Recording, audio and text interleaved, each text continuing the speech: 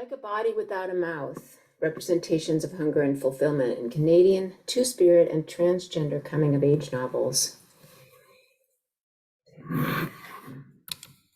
My own rage over church and school settings, which still function to create conditions of abuse, rejection, violence, and suicidality for gender-diverse children and youth, makes me curious about what to do with that rage and what happens when the rage is spent and exhaustion sets in. Joshua Whitehead's Jonny Appleseed, Cheng, Thom's Fierce Femmes and Notorious Liars, A Dangerous Trans Girl's Confabulous Memoir, and Vivek Shraya's She of the Mountains provide critical examples of trauma and healing processes for their young protagonists. Each features experiences of transphobia and resistance in different subcultural contexts within Canada, and respectively, they provide models of change from OG Cree Canadian, Chinese Canadian, and Indian Canadian perspectives. Joshua Whitehead frames the Cree, Anishinaabe, Wissahickon, Nanabojo trickster tradition as a source of sacred, empowering connection that emerges in and through the everyday life of his protagonist. Whitehead employs sex and food to work through both lack and fulfillment in relation to Wissahick's transformative powers. Jonny discovers that sex has a magic and ability to awaken things in him. Over time, as he takes on clients, he starts to learn how to control this power. Sex becomes a decolonizing site. Sex with white men is a space where Jonny shifts the direction and flow of affect. Like his two-spirit ancestors, Jonny brings healing power to his community, even when it excludes him, by affirming himself, honoring women, and weaving connections through story, sex, and food. Long before he comes to understand his special two-spirit powers, he feels his own spiritual strength. Quote, "I am my own best medicine," unquote, he tells himself after creating a dress for himself out of recycled materials, quote, "that has the colors of the medicine wheel, black, white, yellow, and red, and soup can lids that jingle gloriously when he dances around his living room in it," unquote. In spite of repeated experiences of rejection, Jonny weaves connective magic around his community. He recognizes the sacred qualities of everyday life, land, and people. He is able to see possibility and potential in the most degraded situations and shift those situations toward community, healing, and integrity. As he circles through his memories, he creates stories that honor his people, their resilience, and their ability to share and stay connected under debilitating conditions. Through his fluidity, openness, sexual power, and ability to operate at borders and margins, taking limiting situations and transforming them, Jonny is presented as a modern-day Wissahickon Nanabojo two-spirit trickster. In Cheng, Thom's Fierce Femmes and Notorious Liars, ghosts represent historical trauma and the ways in which those marginalized, excluded, erased, and disappeared continue to make themselves known. She uses the Chinese hungry ghost figure, drawn from stories about ancestors who, having acted badly out of greed during life, are left to haunt the living after death as starving figures with bloated bellies and tiny mouths.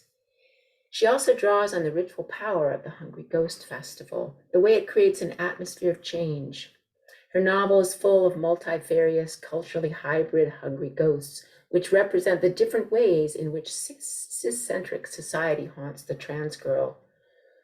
The protagonist's childhood home is expressive of this blend of desire, hunger, and fear, like a hungry ghost with its bulging middle and narrow neck.